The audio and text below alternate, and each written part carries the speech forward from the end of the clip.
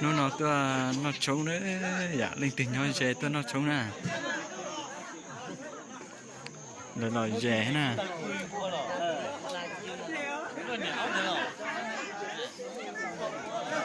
đi cho rồng cao nữa, rồng cao nè, sản phao tụi tôi luôn à, sản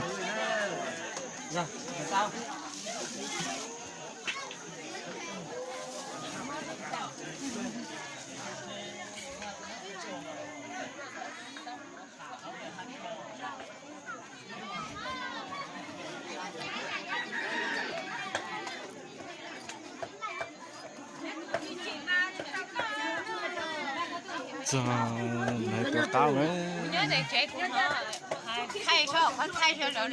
sao giờ rồng cao tôi cao nè, mua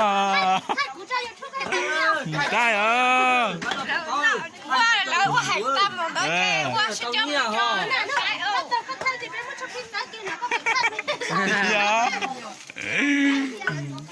à, tôi cao đi cho gì cá xí nè, tôi cao.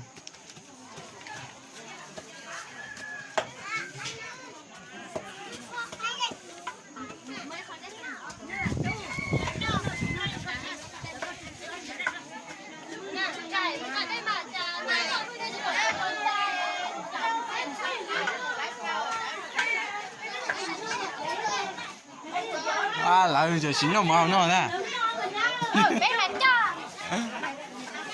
hay lại nó trống á nữa nè, đây tiền hay sẽ tôi nó.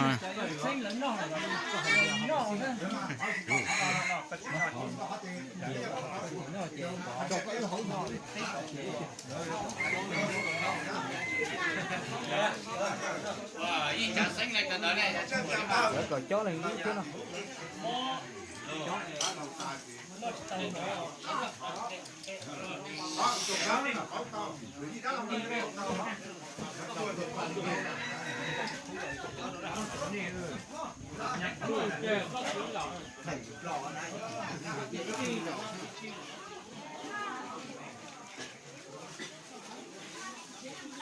Nó tại chỉ thành là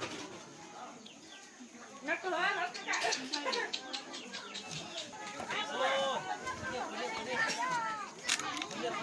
muốn không cao chung cơ nè, để bây giờ